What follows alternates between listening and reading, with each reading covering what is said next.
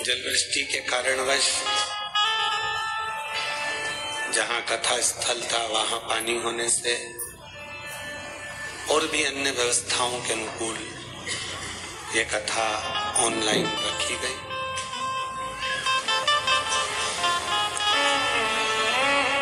एक अविरल भक्ति, विश्वास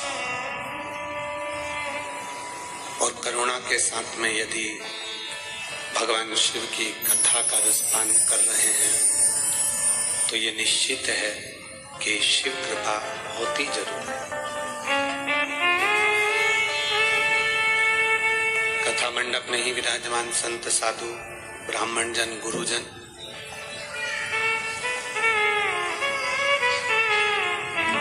देखिए, मुक्ति मिलना बहुत सरल है।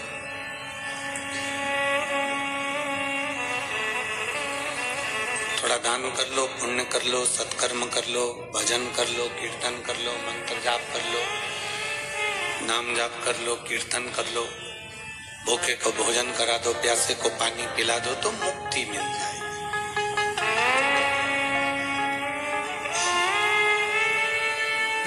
पर मोक्ष पाना थोड़ा कठिन।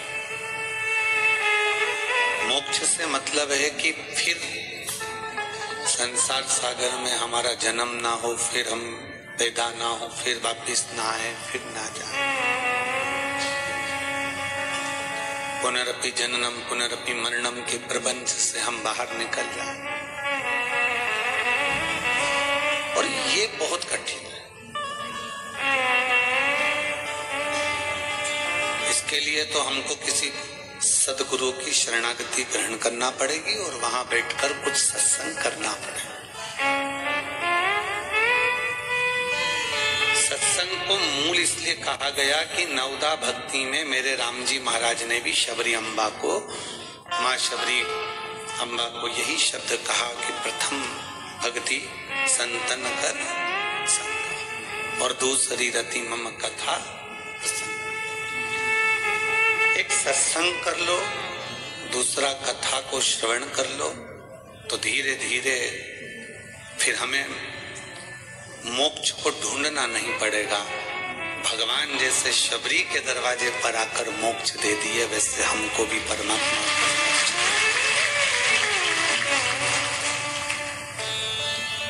फिर मोक्ष हमको नहीं ढूंढना है, मोक्ष देने वाले को हमें ढूंढना पड़ेगा। और जब हम उसके आश्रित हो जाते हैं, जब हम उसके ऊपर पूर्ण तरह से विश्वास करने लगते हैं, जब हम उसके पूर्ण भरोसा उस पर करने लगते हैं, फिर वो हमको संभालने लगता है।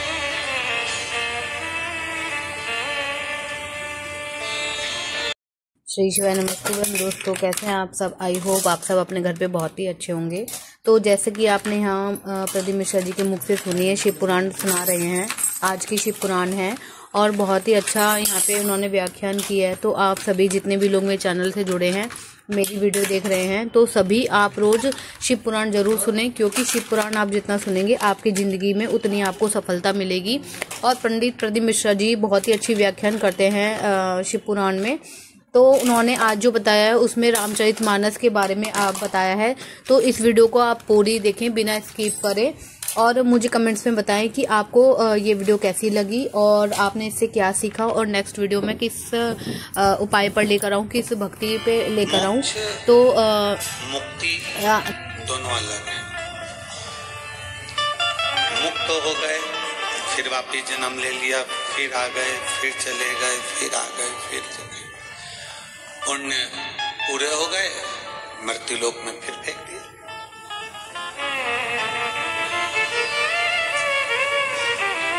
कभी हम स्वान बन गए, कभी हम झिंगुर बन गए, कभी हम कीड़ा बन गए, कभी हम मकोड़ा बन गए, कभी हम काकरोच बने, कभी हम कुछ भी, जो उसकी इच्छा होगी बनाए अपने कर्म से।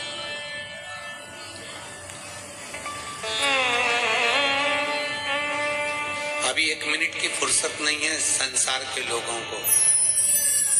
और इसके बाद का जो जन्म होगा पूरी फुर्सत में हो गया।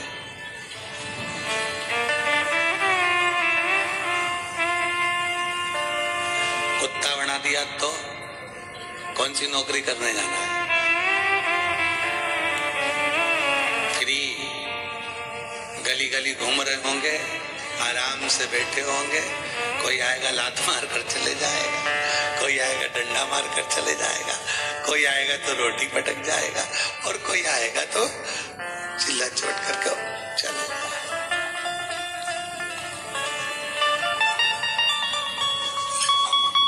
अभी कहो तो के फुर्सत नहीं है गुरुजी, समय नहीं है, टाइम नहीं मिल पा रहा हमको, समय नहीं मिल पा रहा। भगवान ने भी कह दिया ठीक है, अगला समय तुझे ऐसा दूंगा कि तू बिल्कुल फ्री। कंटिन्यू देखिए, बिना स्किप करें। और शिव पुराण का बहुत ही अच्छा वर्णन इसमें किया गया है। तो प्रदीप मिश्रा जी ने यहाँ पे जो रामचरितमानस का वर्णन किया है, जिसमें उन्होंने माता शबरी की भक्ति के बारे में बताया कि वो किस तरह से राम जी का इंतजार करती रहीं और फिर उन्हें दर्शन हो जाते हैं। तो उनकी जो भक्ति थी वो बहुत ही सच्ची थी और राम जी उनके झूठे फल भी खा जाते हैं। तो उन्होंने यहाँ पे इस तरह वर्णन किया है कि इंसान को अपनी ज़िंदगी में बहुत ही, अगर कोई कार्य कर रहा है तो वो बहुत ही लीनता के साथ, भक्ति के साथ करनी चाहिए, और पूजा भी भक्ति के साथ करनी चाहिए। सबसे प्रेम करना चाहिए, किसी के साथ कुछ भी गलत या बुरा नहीं करना चाहिए, ना ही किसी के बारे में बुरा सोचना चाहिए। तो रामचरितमानस का यहाँ पे वर्णन किया गया है और आप इस वीडियो को देख रहे हैं तो बिना स्किप करें पूरी वीडियो ज़रूर देखें और मुझे कमेंट्स में बताएं आपको ये वीडियो कैसी लगी।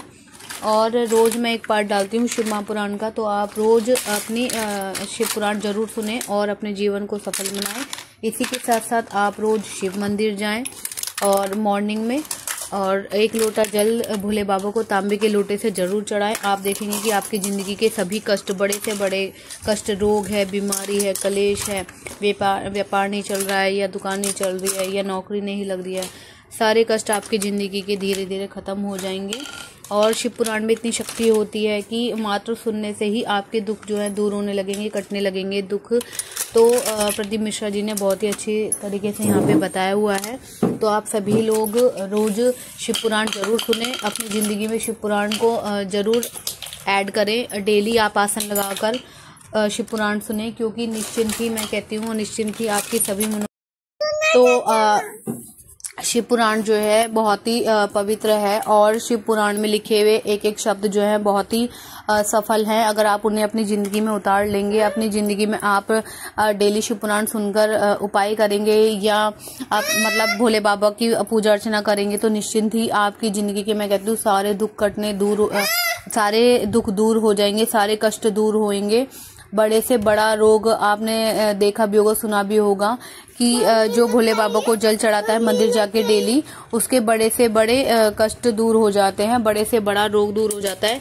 तो मैं आप सभी से कहना चाहूँगी कि शिव पुराण को अपनी ज़िंदगी में ज़रूर उतारें, ज़रूर सुने, और आपके घर में बच्चे भी हैं या जो भी सदस्य आपके घर में, सभी को प्रेरित करें कि रोज़ शिव मंदिर ज़रूर जाएं, शिव जी की पूजा करें, आराधना करें, शिव जी को तांबे के लोटे से जल चढ़ाएं और बेलपत्र ज़रूर चढ़ाएं। और जितनी आप आराधना कर सकते हैं उतनी आप आराधना करें। मैं ये नहीं कह रही हूँ कि आप पूरे दिन मंदिर में बैठे रहें या पूरे दिन पूजा अर्चना करें। जो एक समय होता है पूजा का, आप उसी में पूजा करें, लेकिन आप शिव पुराण जरूर सुने। आप वो मोबाइल में सुने या टीवी में सुने या कहीं भी कैसे भी सुने, लेकिन आप डेली शिव पुराण अपनी जिंदगी में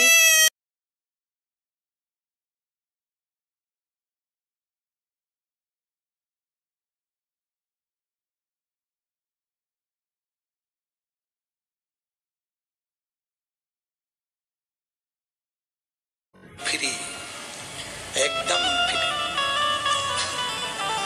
टाइम ही टाइम तेरे पास में, इधर घूमना उधर घूमना, गली गली जाते फिरना, फिर कोई काम।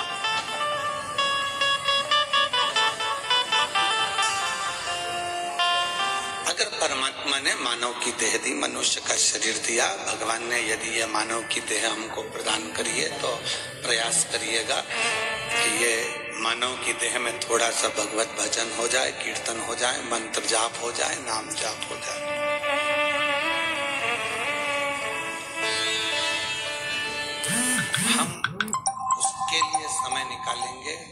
तो फिर वो भी हमारे लिए समय निकाल कर हमको कुछ अच्छा दे। जब तक कहे ये जिंदगी फुर्सत न मिलेगी काम से, ऐसा कोई समय निकालो प्रेम बड़े श्री राम से। ये समय फिर थोड़ी ना। दुनिया का सबसे बड़ा दान कौन सा है?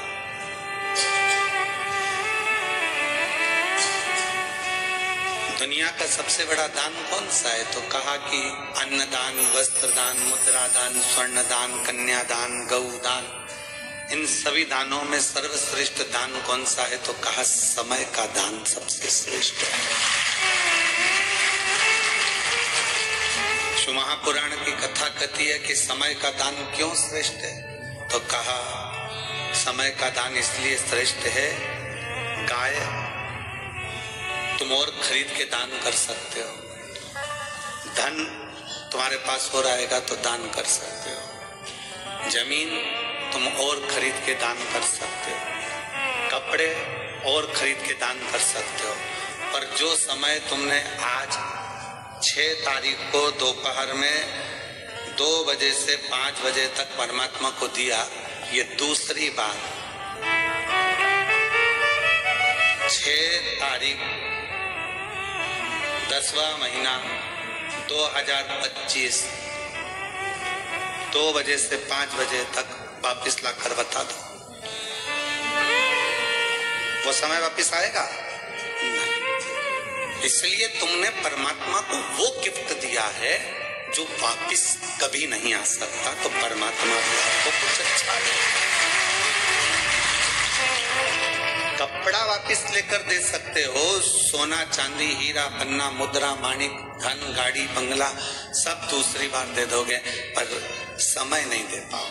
जो तुमने समय एक बार जो परमात्मा को दिया वो।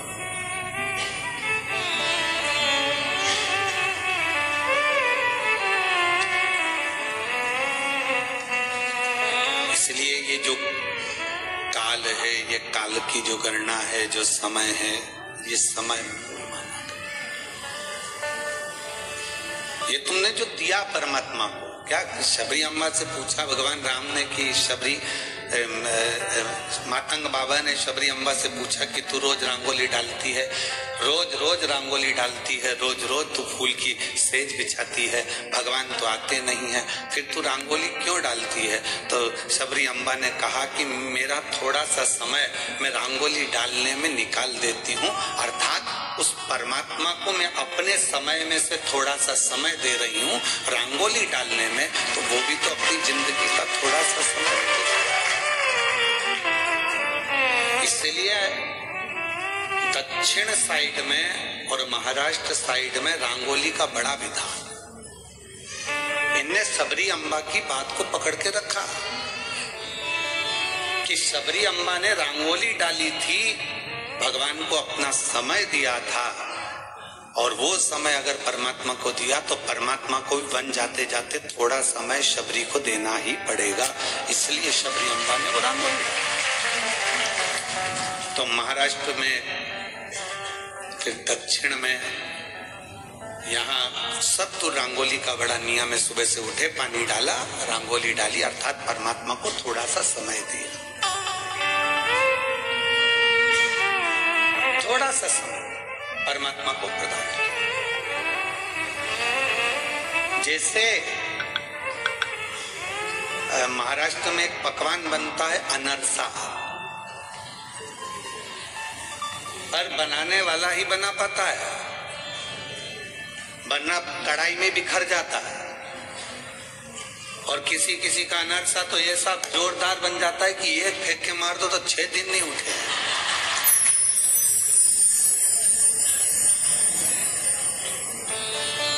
और फिर उसको पत्थर से दो के पीस के फिर खाना पड़ता है। वो अगर मुंह में रख लिया तो गलने में भी कम से कम 5-7 मिनट लेता है। तो क्या ऐसा क्या खा लिया? तो क्या अनरसा खा लिया? तो कहा बनाने वाला होशियार नहीं था, वरना अनरसा तो जैसे कढ़ैया में बिखरा हुआ रहता है, जाल जाल पड़े होते हैं, वैसे मुंह में जाते ही से ही घुल जाता है, वो अनरसा कहलाता है। बनाने वाला जोरदार होना चाहिए। अर्थात सदगुरु ऐसा होना चाहिए जिंदगी में कि सत्संग की कढ़ाई में जब तुम्हें डाले और केला और चावल का आटा कितना मैश करना है उसको मालूम होना चाहिए। मतलब उसको ये अंदाजा होना चाहिए कि शुगर की मात्रा, शक्कर की मात्रा सब कितनी होना चाहिए, कितना लेओगे आप, कितना ग्रहण करोगे आप।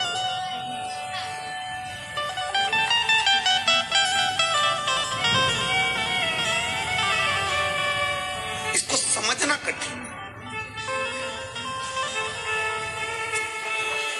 महाराज शिव कथा कह रही है कि एक सतगुरु सब कुछ बराबरी में रखता है। तो मातंग बाबा ने पूछा कि तुम ये रंगोली क्यों डालती हो शबरी? शबरी कहती है कि मैं अपनी जिंदगी का थोड़ा सा इधर से निकल के जाएंगे, मेरा रूट थोड़ा साइड में है, भगवान के निकलने का रूट अलग है, जलगांव जाना है तो रास्ता अलग है, और किसी को जलगांव आना है तो 40 गांव है, अगर कोई रहता है पहचान वाला तो फिर 40 गांव होते हुए उसी 40 गांव में जब जाएगा जब उसकी अच्छी पहचान होगी। शबरी अम्बा कहाँ रंगोली डाल रही है, शबरी अम्बा किस मार्ग पर रंगोली डाल रही है? और राम जी को जाना था दूसरे रूट से। लक्ष्मण जी ने कहा प्रभु मैप पे तो इधर का रास्ता दिखा रहा, अपन को चलना इधर है। लक्ष्मण जी तो स्वयं शेष था, अपने को चलना इधर, पर आप ये दूसरे रास्ते पर क्यों जाना चाहते हो? तो भगवान ने कहा कि लक्ष्मण, एक शबरी है जो रोज मेरे लिए समय निकाल लेती है, जब वो मेरे लिए समय निकाल सकती है तो मुझे भी 14 वर्ष में से कम थोड़ा सा समय इसके लिए निकाल।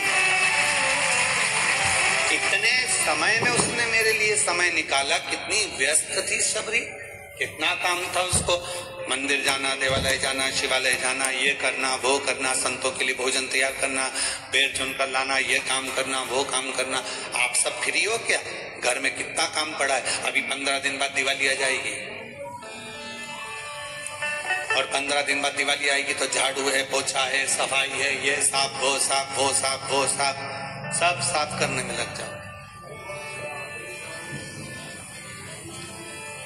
और जितना सामान है जितना सब साफ करने में लगोगे, और मालूम पड़े आधे से ज्यादा सामान कबाड़े में बेच दोगे जो पिछली बार लेकर आए। और सोच समझ के बेचना कबाड़े को। एक माता जी, एक पति थोड़ा सा कपड़ा में सामान बांध कर रख कर गया। अभी हमने तो उस पर देखा था, टीवी पर बताया था। वो सामान बांध कर रख कर गया और पत्नी को लगा कि कचरा भरा पड़ा है। उसने टैक्स वालों से डर कर सामान बाल्टी में डाल दिया था। पत्नी ले जाके वो बाल्टी बाहर फेंक दी। बाहर फेंकी तो एक बैल ने, नंदी ने उसको खा लिया। खाने के बाद पति ने पूछा, यहाँ बाल्टी में सामान रखा था कहाँ है? तो कि वो तो मैं बाहर फेंक गई। बाहर गया ढूंढने तो बाहर तो था ही नहीं। कैमरे में देखा तो नंदी खा गया बैल। अब पति बैल के पीछे पीछे जा रहा। पत्नी ने पूछा हुआ क्या? सोने के 6 सिक्के रखे थे और वो उसी में रखे थे, और मैंने केले के साथ उसको दबा दिया था और नंदी खा गया। अब नंदी को कुछ खिला रहे, उसको सहला रहे जिससे वो सिक्के निकाल दे। तब करते करते करते करते 4 सिक्के निकले, 2 बाकी रह गए। तो भी नंदी को अपने घर में बांध के रखा, खूब खिला रहा है, पिला रहा है, सिक्के देगा सिक्के देगा सिक्के।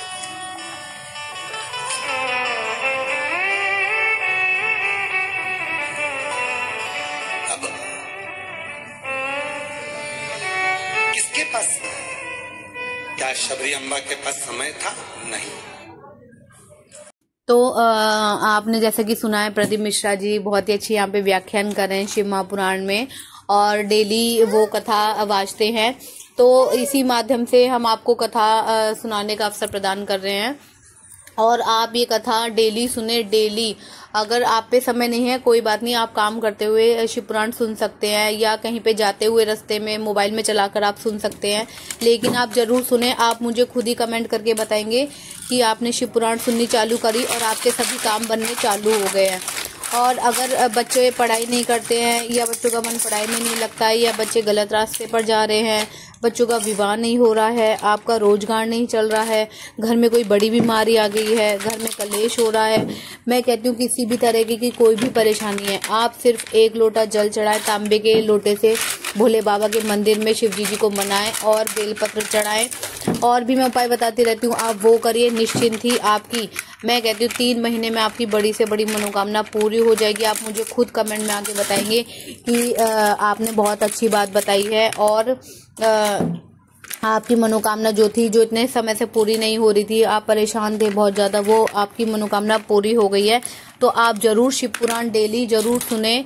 मैं आपसे बार बार यही कहना चाहूँगी, आप डेली शिव पुराण जरूर सुने, चाहे थोड़ी देर के लिए सुने, लेकिन इसे अपनी ज़िंदगी में उतारे, सार्थक बनाएं और अपनी ज़िंदगी को सफल बनाएं। और आपको वीडियो कैसी लगी ये ज़रूर बताएं। मेरे चैनल को आप सब्सक्राइब करना ना भूलें और वीडियो एक दूसरे के साथ शेयर करें। मिलते हैं